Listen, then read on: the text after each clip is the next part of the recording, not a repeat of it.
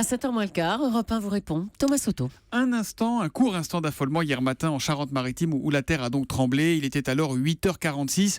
Séisme autour de 5 sur l'échelle ouverte de Richter. Bonjour François Schindelet. Bonjour. Vous êtes sismologue, expert international séisme et tsunami au CEA, le commissariat à l'énergie atomique et aux énergies alternatives. Pourquoi d'un coup comme ça la terre se met à trembler du côté de Rochefort et de La Rochelle ? En fait, il faut déjà noter que c'est une région qui a tremblé il y a une cinquantaine d'années. Donc, ce n'est pas un événement exceptionnel avec un séisme de magnitude 5,7. Et c'est une région où, même au niveau historique, un événement avait frappé un peu plus au nord en 1799, avait provoqué beaucoup de dégâts. Et donc, c'est une région qui a des failles, de très vieilles failles, qui datent de plusieurs centaines de millions d'années. En fait, l'origine, c'est la plaque aquitaine, il y a 300-400 millions d'années, se dirigeait vers la plaque armorique. Et en fait, on créait les massifs hercyniens.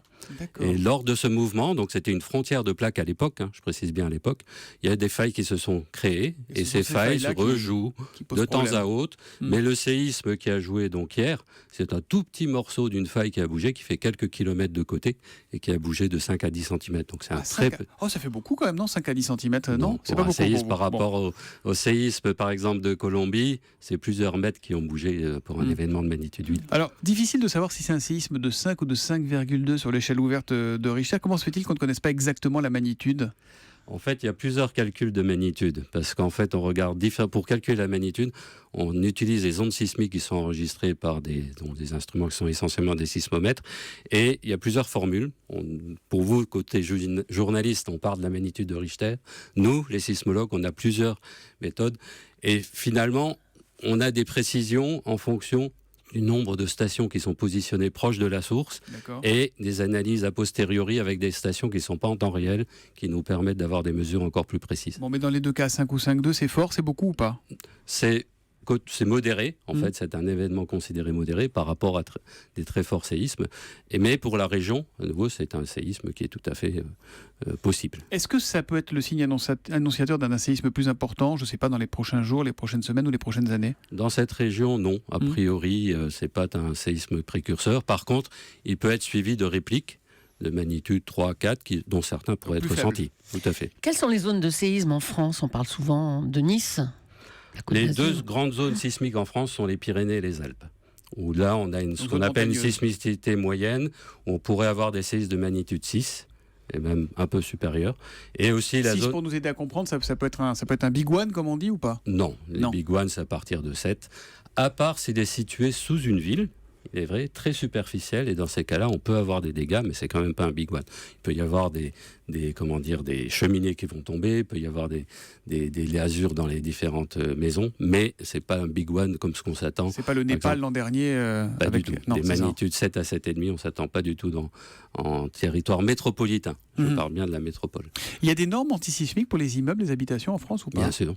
Et qui sont en fonction des zones à risque ou qui sont unitaires partout les mêmes ? Non, parce qu'en France, en fait, les 2/3 du pays sont considérés à sismicité très faible ou faible, où là, donc, on n'a pas besoin de construction parasismique. Par contre, dans les Alpes, à nouveau, et les Pyrénées, là, il y a des conditions où on doit tenir compte d'événements plus forts, et donc construire de façon parasismique. Bon, on est à peu près tranquille, on croise les doigts en métropole, mais il y a aussi les Antilles. Là-bas, est-ce qu'il y a un risque majeur ?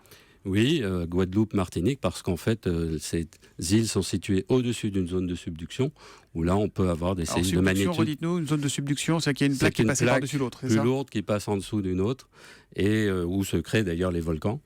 Et il y a eu des séismes très importants au 19e siècle, en 1839, 1843, de magnitude 7, 7,5, et on peut s'attendre dans cette région à des séismes d'une telle magnitude. François Schindelet, vous êtes également à la tête du CENALT, le centre qui surveille les séismes en Méditerranée et en Atlantique, en tout cas sur une partie de la Méditerranée et une partie de l'Atlantique. Vous l'aviez prévu, ce séisme ? Quelle est votre capacité aujourd'hui à prévoir, à anticiper les tremblements de terre ? On ne peut pas prévoir aujourd'hui. On ne peut pas ? Non, on ne peut pas prévoir. Ce qu'on voudrait prévoir, c'est la date en fait, d'un séisme important et puis la magnitude finalement ou l'impact. Et à ce jour, on ne peut pas prévoir. On sait C'est-à-dire qu'on sait justement en comprendre faisant des après études. coup, on sait comprendre après coup, mais on ne sait pas anticiper. Oui, mais ce qu'on sait prévoir, c'est en fonction des séismes historiques et en fonction justement de ce qu'on appelle la sismotectonique, les zones qui sont plus à même à avoir des forts séismes que d'autres. Et donc celle-ci était reconnue comme une zone qui pouvait avoir des séismes de magnitude 5 à 5,5. Une petite question à l'instant de Stéphane sur Europe1.fr qui nous ramène du côté de La Rochelle. Ça s'est passé près de la mer, est-ce que ça veut dire qu'il y avait un risque de tsunami ? Pas pour une magnitude 5, il faut au moins avoir un séisme de magnitude 6 à 6,5 pour avoir un risque de tsunami. Et c'est la surveillance du Cénal, justement, pour dans ces cas-là rassurer la population, dire OK, vous avez ressenti un séisme. Ça, vous savez dire, immédiatement après, vous savez dire s'il y a un risque ou pas de tsunami. Alors, on a une semaine agitée au sens propre, puisque lundi, il y a eu un autre petit tremblement de terre en Béarn, et on a dit que c'était à cause de l'exploitation du gisement de gaz de lac. D'abord, est-ce que ça reste un séisme ? Est-ce que ça reste un tremblement de terre ? Oui, à partir du moment où c'est une fracture qui bouge, donc une faille, c'est un tremblement de terre.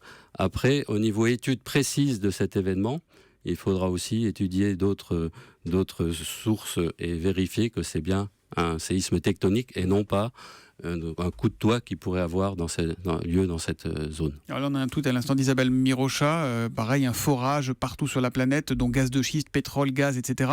Est-ce que tout ça peut impacter ? Oui, ça peut aussi provoquer la sismicité induite, donc qui est justement pas naturelle, mais d'anciennes failles ou des petites failles peuvent bouger à partir de ce type d'injection. Et le réchauffement climatique, il peut changer la donne ? Il peut perturber la tectonique ou là, pour le coup, ça n'a rien à voir ? A priori, ça n'a rien à voir. Par contre, les effets des volcans, eux, qui peuvent être donc liés à une activité sismique aussi, eux peuvent changer le réchauffement ou à l'inverse, arrêter le réchauffement. Ça peut réveiller les volcans qui peuvent réveiller la tectonique en fait. Tout à fait. Mais il y en a beaucoup des séismes chaque année en France ? En France, en fait, on a entre 20 et 30 alertes sismiques, c'est-à-dire des événements de magnitude supérieure à 3,5. Donc, mais essentiellement à nouveau dans les Pyrénées et dans les Alpes. Et la plupart, on ne les sent pas en fait, hein. On ne s'en rend même pas compte. Ou très localement. Vraiment très localement. Dernière question, quelles sont les consignes de sécurité à respecter en cas de séisme ? On se planque sous la table, c'est vraiment ça le conseil ? Tout à fait. Il faut rester loin aussi des baies vitrées, etc. Au cas où il y a des ruptures de vitres. Merci beaucoup François Schindelet de nous avoir fait profiter de votre expertise de sismologue ce matin et bonne journée à vous. Merci.